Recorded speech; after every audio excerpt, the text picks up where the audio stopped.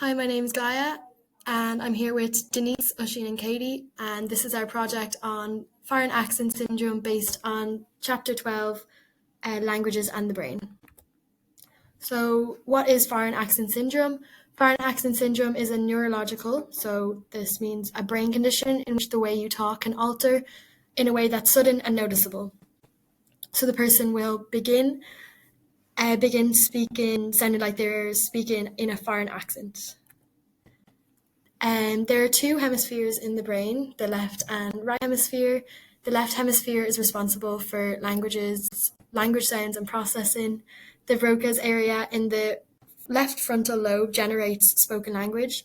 So any damage caused to this area causes extreme difficulties in producing language.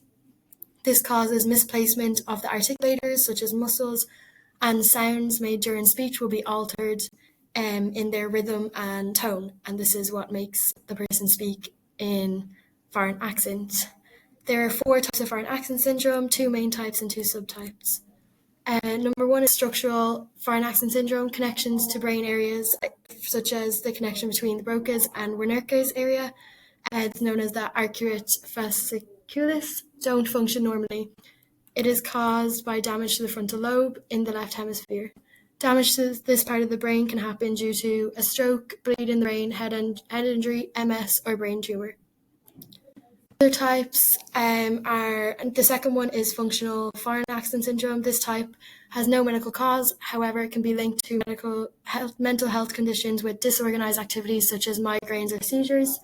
This type of FAS can be associated with certain mental health conditions as well, such as schizophrenia. Since the causes are not structural, healthcare providers often call it psychogenic FAS. Mixed FAS is a combination of both structural and functional FAS. And then finally, developmental FAS can be seen in individuals with neurodivergence due to their differences in brain development and function.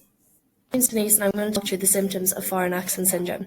A patient with foreign accent syndrome was speaking in an unusual and distorted pattern, and the patient's speech presents itself with a distinct accent different from that one of their native country. Foreign accent syndrome, it predominantly affects the rhythm of how a patient may speak. There are many symptoms and ways in which the new accent and rhythm is produced, such as moving the jaw or tongue differently or affecting the sound quality. Symptoms of either type of foreign accent syndrome can include talking more slowly or varying speeds. The pitch and volume of a person's voice can change. Dropping or substituting sounds, for example, dropping the letter H in house, so now it's pronounced house. Producing longer and lower vowel sounds, like changing the English yeah to the German ja, inappropriate stresses of sentences and words, slurring or struggling to pronounce certain words, switching sounds or making them in the wrong order in a sentence. Foreign accent syndrome can cause changes in pronunciation, grammar, and vocabulary, as well as in vowel length and tenseness.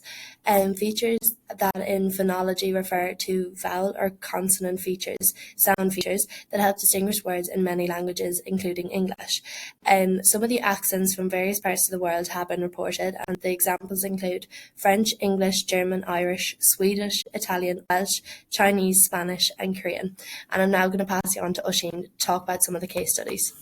My name's Oisín, and I'll be covering a particular case study to do with foreign accent syndrome to kind of put into context some of the stuff we've been discussing so far.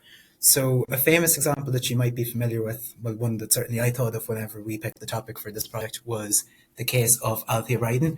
She was a 58-year-old woman from Highbury, North London, who suffered a stroke in May 2024, and as a result she began to develop an Italian accent. And there was a viral clip of this from the television show This Morning, went viral on social media, and it kind of highlighted exactly, like, for a lot of people this was the first time that they'd heard of foreign accent syndrome.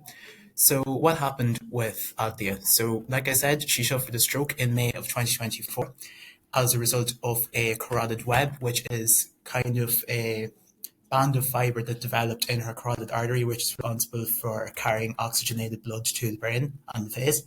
So she became unresponsive. Her husband found her in the bed, and she was rushed to hospital. She spent roughly 3 months in there, where she underwent surgery to remove the web. As a result of the surgery, she wasn't able to speak initially, But eventually, when she began speaking, nurses and her husband, even herself, noticed something strange happening, that she began speaking with an Italian accent, despite never having visited Italy, never having learned Italian, never having really associated with anyone who was from the country. So as a result of this, she said that it took a great psychological toll on her. She began feeling like she wasn't herself. She's like, there's the quote there, "I'm not me. It's like someone is impersonating me." It really goes to highlight that the effects of foreign accent syndrome aren't just neurological, physical, but also very much psychological, and can take a great toll on someone's self-esteem, self-worth, their perception of themselves. Now, Althea has received a great amount of support from the Stroke Association, and I believe she actually works with them now to assist other stroke victims. She's received things like home visits, support groups, speech and language therapy. She's uncertain if her original accent is going to return, but she is very optimistic. She says in the clip here, I'm not going to play the clip because it's 11 minutes long, but she says that it's like a blessing in disguise for her, because like she said, she could have been stuck with a worse accent. Like she says that the Italian one's quite nice, but like I said here, Althea's case has very damaging psychological impacts. As I mentioned before, it's not just neurological, very damaging psychologically. Now, talking about the support that she received is a good segue into Katie's segment, so I will pass you on to Katie now. My name is Katie, and I'll be discussing the treatment for foreign accent syndrome. So, treatment for foreign accent syndrome varies on a case-by-case situation, and this can differ drastically between patients. This is because there is no one set cause for the syndrome. For example, stroke victims may have a different treatment plan to those who have undergone a traumatic brain injury. There's a varying range of treatments. Some of them include speech and language therapy, treatment of any underlying neurological damage, and psychological and emotional support. So, what is speech and language therapy?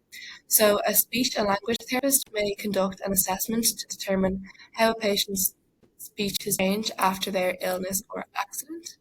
A speech and language therapist may aid a patient by retraining their tongue and jaw to make specific sounds that help them to return to their original accent and tone of voice. Some speech and language therapy techniques involve using a biofeedback machine and acoustic analysis machines to help both the patient and the speech therapist to visualize their speech patterns. A speech and language therapist, along with the help of the patient, will determine how this change in accent has impacted the patient's daily life and will help them navigate the difficulties that this may bring. So you also have treatment of underlying neurological damage. Doctors are often have the primary responsibility in treatment of foreign accent syndrome, as they are usually the first responders in incidents of illness or injury such as a stroke or traumatic brain injury. If foreign accent syndrome is caused by a stroke, then the main treatment would include protecting the brain, surgery, lifestyle changes such as managing blood pressure, which would be done through diet and exercise, and use of medication. It is important to note also that medical treatment does not fully correct or fix foreign accent syndrome, but it provides more of a basis for effective speech and language therapy, which can further aid a patient's rehabilitation. Mental health problems such as schizophrenia and bipolar disorder can also cause foreign accent syndrome, which can often be aided through prescribed medications. So here are our references for which we use throughout our project, and I hope you enjoyed. Thank you so much for listening.